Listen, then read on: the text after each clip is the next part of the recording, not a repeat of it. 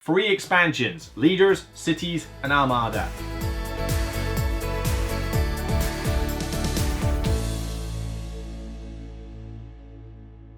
Hi everyone, I'm Luke Hector and you're watching The Broken Meeple. This is a YouTube channel about board games where I give reviews, top 10s, and my honest opinions, regardless of the consequences. Get on with it. So hopefully you checked out my other video where I talked about Seven Wonders Edifice, which is the newest expansion from Meeple's production. But now I'm going to talk about the rest of the expansions in this game. So that is Leaders, Cities, and Armada. 3 big expansions. They have more content in these than Edifice does with that one, and all of them are in the box, and I have yet to play an epic version of Seven Wonders where I've used every single expansion in the game, but this is one where I can kind of cherry pick my favorites and decide, oh, I want to use this with this, I want to use that with that, depending on the experience of the other players. That being said, my background to Seven Wonders in general, I love this game. This is one of my favorite games of all time, top 10 potential. In fact, I think it's been in the top 10 before, possibly, I'm not sure, maybe it was last year, but it's always in my top 20. I just love this game. This is the king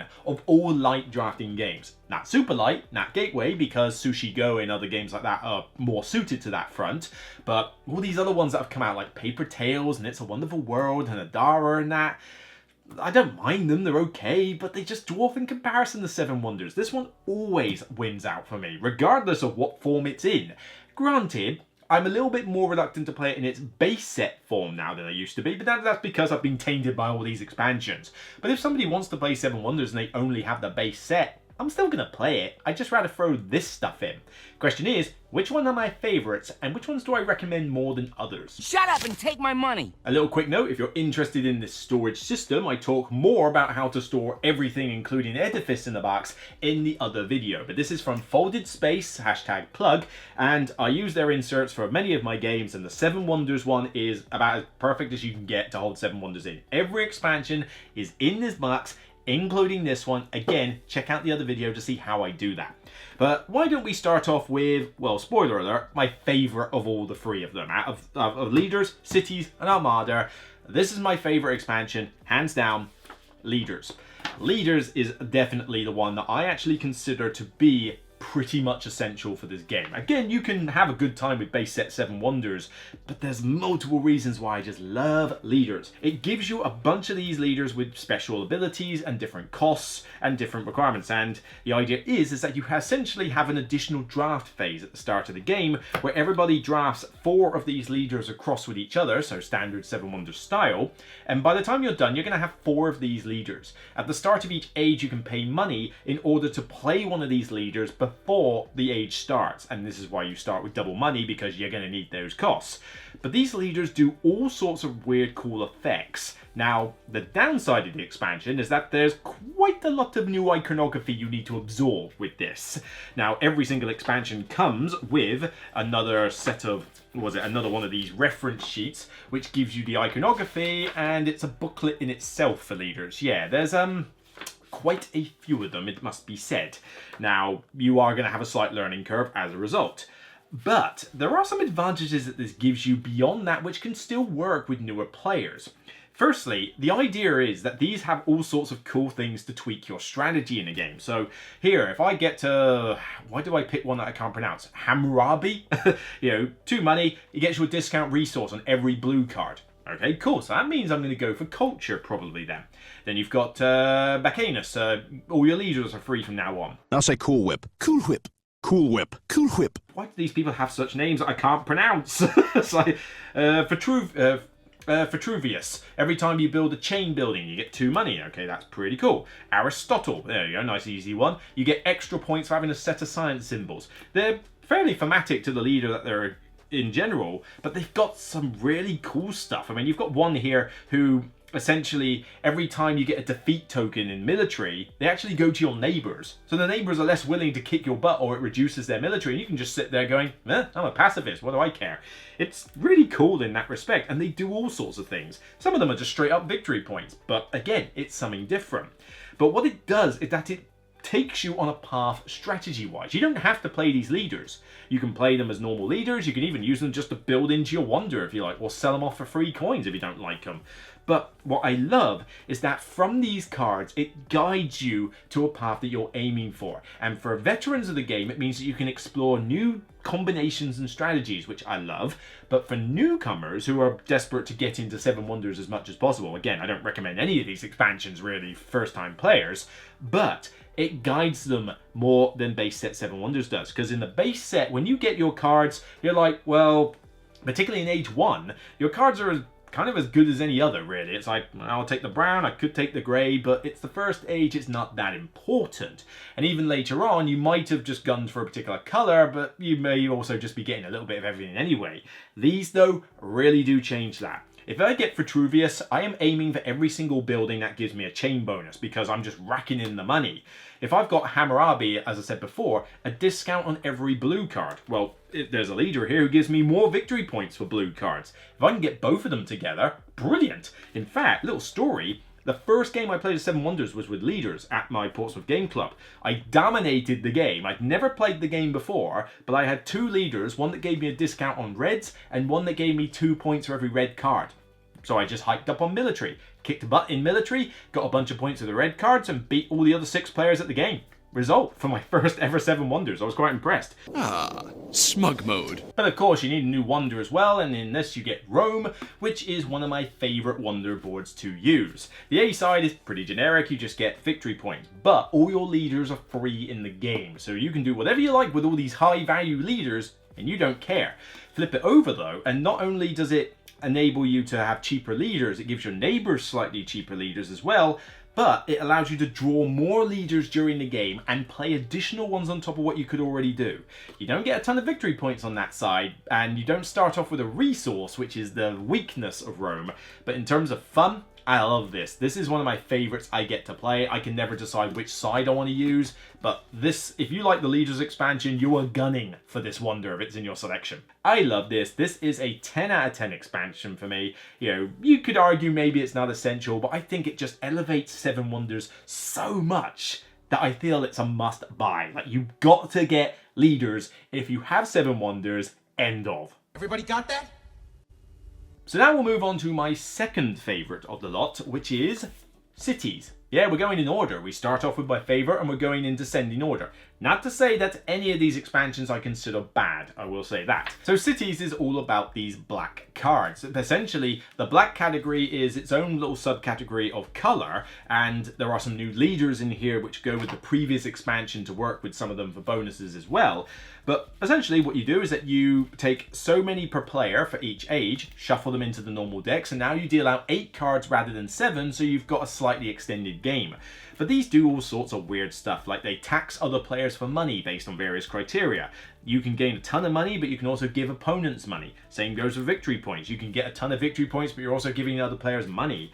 You can get more points for victory, military victory tokens. You can copy neighbors' science symbols. But my favourite by a long shot are twofold, actually. One of them is the contingent, which gives you 5 shields for military at once. 5, that swings a lot of military battles in Age 3, I kid you not, because I might be confident on the military and then one of the weaker players suddenly gets 5 of these at once, and it's like, okay, problem. You know, it's great for the underdog to come back in round 3. But what I particularly like is the Dove token. The Dove token features on some of these. You get 1 in the age if you use it, but basically it relates to military. Normally you fight your 2 neighbors, but if you grab one of these diplomacy tokens, as they're called, you effectively get to wuss out of the combat. So your 2 neighbors fight each other instead. That can lead to some interesting results. But if you're not going heavy on military, or if you know that you're going to lose a military round, these are brilliant, because then you don't end up with the minus victory point tokens. And if I'm not going down a military strategy and I see these pop up in the black cards, I'm likely going to grab it because it just suits me. You can also gun for the fact that somebody who's going heavy on military is unlikely to take the card because they won't want to opt out of victory point potentials. So it's a nice one for me to kind of go to whether it's going to come back round or not.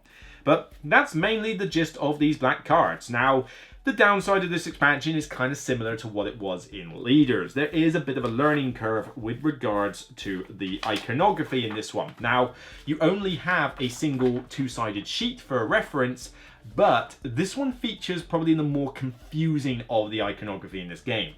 Some of the Leader stuff is relatively intuitive, there's just a lot of it. Here though, the idea that you've got things that apply to other neighbors or all other players is a little confusing.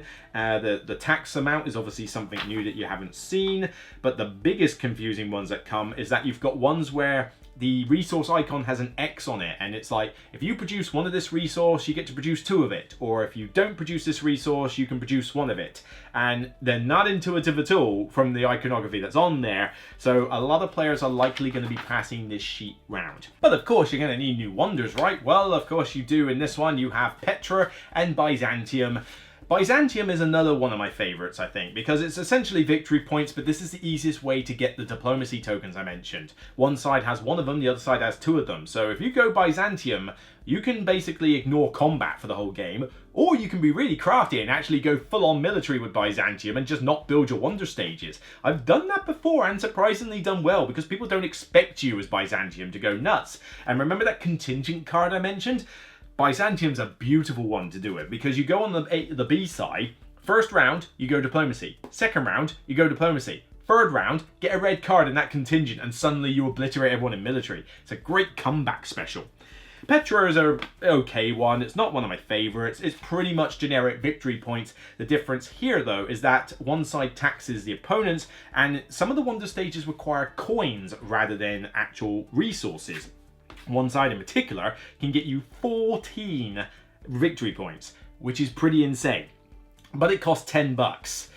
You better be going on the money heavy strategy with some of those yellow cards if you're going to get 10 coins spare to do this with. But 17 victory points from a wonder is nothing to sneeze at. Now, all in all, I really love cities as well. In fact, my favorite combination for this game to date is 7 wonders, leaders, cities. Those three in conjunction create my ultimate game of 7 wonders that I love to play. Not to say that including Edifice and Armada as well wouldn't be fun, it'd just be pretty epic, but if somebody tells me we're going to play 7 wonders, oh, but I've only got up to the cities, I'll be in my element, thank you very much. I'm totally down for that. So cities for me is not quite as good as leaders, but it's pretty close. I do really like this for the variety it adds. You know, you don't use a lot of these cards in each game, so you can end up with all sorts of interesting combinations with them, and it bolsters up the previous expansion as well, so you might as well have leaders if you're going to have cities as well. You're losing out a little bit if you don't get the leaders expansion first, so I will say that. But cities for me is a 9 out of 10. It's not essential, but I think it's excellent. I think it's another great expansion, adds a lot of variety, adds a cool little twist to the game, and gives you more to do in a round, because now you're playing 8 cards rather than 7, so you're getting a little bit of extra time in the game, but that one extra turn doesn't really elongate the game that much. So yes, it's an extra turn each round, but the turns are simultaneous and should be pretty quick anyway, so it doesn't really add much to the gameplay length. Really enjoy it. Cities at 9 out of 10. This is the way. Now we come on to the last of the 3 expansions, and my least favourite out of these 3, but by no means a bad expansion, Armada. Armada features a fair amount of new iconography, which is not the most intuitive, so yeah, you're going to be staring at the reference sheet quite a bit with this one. But this is probably the most complicated one to add out of the lot, because leaders just basically adds a little extra drafting phase and some new cards. Cities is just basically an extra turn each age and some new cards. And Edifice, as I mentioned before, is literally just a project that you evaluate at the end of each age. This one requires a bit more setup and teach though, because everybody gets their own sideboard with 4 tracks and these little colour ships that go on them in the notches, one for yellow, blue, red and green. And the idea is that every time you play any card in the game, if it's one of the matching colors or the matching wonder stage, you essentially get to pay the construction cost on top of what it is you're already doing, and you get to advance the relevant ship up to the next space. In doing so, you'll gain various bonuses depending on the type of ship. So red gets you naval military strength. It's an additional military phase where you fight everybody around the entire table, and the winner and second place get points, last place loses points. So it's basically another form of military.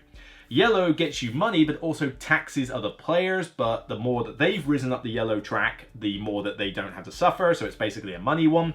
Blue is just straight up culture. You go up there, you get more victory points, nice and simple. Green is the most unusual of all, though. I'll see if I can find some for example, but essentially what happens is you now have island cards which you have to contend with, and these island cards have all sorts of cool bonuses on them, and there's different levels. There's level 1, level 2, level 3, and they get progressively more powerful. But every time you visit one of these islands on the green track, you get to draw some of these cards and pick your favorite, and they do all sorts of weird cool abilities or other scoring opportunities, much like the black cards kind of do for cities, really, if I'm being honest. But it's a cool, fun column to do. It just doesn't get you any additional victory points for doing so, and it costs a reasonable amount of money to fund the expedition. So everybody's got this board. The only difference between them is which wonder keys off which column, and like I say, there's going to be some repeat now and again. But on top of that, you have a few extra cards that you throw into the deck. So again, you're going to have to deal out 8 cards a round. If you're playing this with cities, you deal out 9 cards in a round. So you can have a really extended length of 7 wonders if you incorporate all the expansions in there. Now, suffice to say, leaders and cities do not relate to this at all. There's no new leaders and there's no black cards, okay? So you can play Armada completely independent of the other 2 expansions. And I kind of recommend that's the way you do it, really. Armada for me is kind of the expansion that I use if people aren't keen on leaders and cities. Using this with the Edifice expansion is a pretty good combination and relatively easy to do. But when you throw this alongside leaders and cities, it does make for quite an involved setup-wise game of 7 wonders, not to mention the extended length. Now, of course, I would love to play this with every expansion in the game with people who know what they're doing for an epic session of 7 wonders. Not something I'm going to be doing, though, with people who aren't as familiar with the game. And also, if somebody's relatively new to 7 Wonders, I would not want to give them a sideboard with all these different things to aim for and a whole new heap of construction costs to do. Because you've also got to trust that everybody knows what they're doing with it. Because it's one thing to say, oh, I hope they've got the resources to pay for what card they just played. But now they've got to think, well, hang on, so I've got to use that for that card, but I also need to have this for these construction costs, and then there's stuff in here that lets you do it for free, so you've got to factor that in. It gets a little bit confusing for some people at times, and so this isn't quite the easiest to implement, and certainly not the easiest to set up. One big problem that I have with it is the cost of the cards themselves. Now, I actually don't know where they are in... no, there's a few of them in here. I'll find them. But basically, yeah, it's cool to have new cards. You can fight neighbours 2 away from you, you can get more military naval strength, you can get islands, you can do all sorts of cool stuff. Great. Problem is, trying to identify which cards are in your decks is a pain. People know that when you're setting up this game, it's already a bit of a pain to separate the cards by player count. Now, leaders are all separated different symbol cards, and they're not even mixed into the decks. Nice and simple.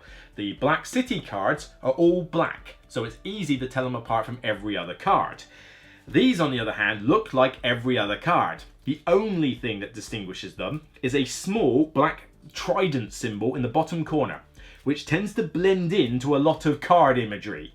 So you're trying to go through the decks at the end of the game and separate out these particular ones because you only put in so much for each age based on player count, and that's annoying. I would have liked there to have been some more difference with the design of the top border of the card, or make that symbol a lot bigger and brighter, like make it white for a start. Why is it black? You know, make it stand out that these are Armada cards. At the moment, they don't stand out enough, and that increased setup and takedown does put me off wanting to get this out on a more regular basis. Now, in terms of the new wonder, I don't even know how you pronounce this, Syracusa, I believe that's how you pronounce it. This is actually a decent wonder, though. On one side, you get to move your ship every time for free on each wonder stage, and you get some other cool effects. Nice. On the B side, it doesn't give you any victory points at all. You better know what you're doing if you're going to go down that route. But first one gets you a bunch of money and taxes other players. Second one lets you move 2 different ships. And the third one gives you a military and a naval strength. So you can kind of choose how far you want to go up, because you might have no interest in the military strength, but you really want to get to you ideally want to get to the middle one here, but you could forego the end one. But I found it useful the other day when I played this one against my mates, and I went full on military. So I was gunning up the naval strength, I was gunning up the normal military strength, so having this at the end, was a pretty good deal for me. But I found it an interesting wonder to use, but it's really only usable with the Armada ships because you need to have those rules in place. So this isn't compatible with any of the other expansions or any of the base set in general. And you only get one wonder in the box. It would have been nice to have gotten two, but then Leaders only gave me Rome, so I guess I can't be too picky. But yeah, it's a half decent wonder, but it's not one of the better ones. Armada for me is a good expansion, but it isn't as good as the ones that have come before it, and it certainly isn't a must-have expansion, and it definitely isn't an easy expansion. I think that this has the most setup and teach capability of all the expansions that have come out for Seven Wonders, and so this is kind of the one that gets included the least out of all of them. That is not to say it's bad though. I would still give this expansion a 7 out of 10. It's still good. I still enjoy playing with it, and if I can play it with players, then great, we'll bring out Armada, and if somebody wants to play it, then great, I would happily play this game with Armada, because I don't think it's a bad expansion, but it does have a bigger learning curve, more setup, more fiddliness, and it's not as easy to implement with the other expansions, with the exception of Edifice, but then frankly Edifice can go with all the expansions pretty easily. That's the beauty of it. Now, one way that is good to use Armada though is to use it with just the base set. If somebody doesn't have Leaders or Cities or doesn't like those, then you do get a decent game if you just have base set with Armada. That tends to work quite well.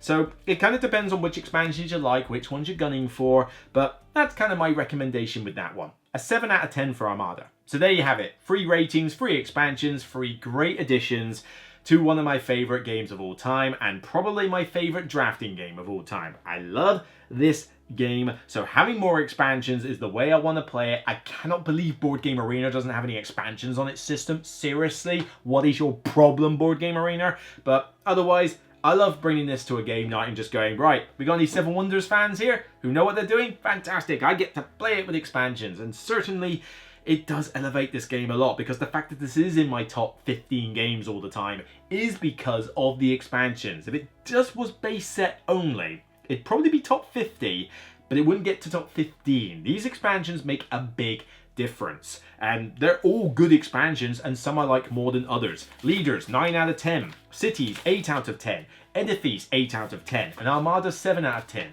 They're all great expansions. It's just a case of which ones do you fancy, and hopefully this video has given you some insight into that. So that's it from me. I'll see you on the next episode of The Broken Meeple. I'm Luke Hector, and if you like what you see, please thumb this video up on YouTube, but also thumb it up on Board Game Geek. Let's get it in the hot reviews, although I don't know where exactly I'm going to put the video. I'll probably have to put it on the base 7 Wonders page. It's the only way it will work, but hopefully you'll be able to find it. And of course, don't forget to check out my Patreon page if you want to help support the channel. Well, I've had to replace my lighting recently, and that I owe thanks to all my Patrons who help keep this channel going. But also check out the other video that I did for Seven Wonders Edifice, so if you want to know about this expansion specifically, check that one out, because I also talk about how I managed to store everything in the box, even though the insert wasn't designed for that expansion in mind. Maybe it's useful info for you. So take care, and remember, regardless of whether you like momentous people from history, the dark side of the Undercity, or a giant naval fleet, it's still only a game. Bye for now.